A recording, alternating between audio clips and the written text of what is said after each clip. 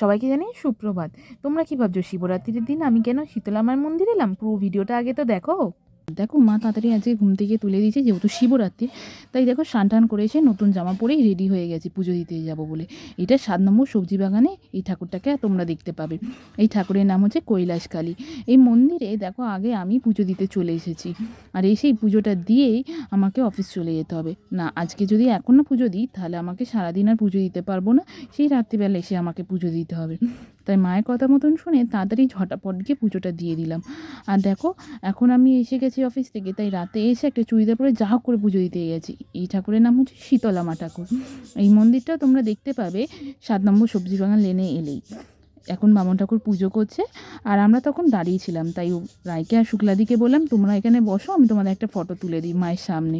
এই ঠাকুরেরও গল্প বলবো। 22শে মার্চ মা শীতলার বাৎসরিক কাজ, তোমরাও আসবে সেদিনকে, দেখবে সারা চিতলার মানুষে উপোস করে মায়ের পুজো দিচ্ছে। আমার যদি ভিডিওটা ভালো লাগে লাইক শেয়ার কমেন্ট করো। বাই বাই, টাটা, পরে ভিডিও নিয়ে আবার আসবো।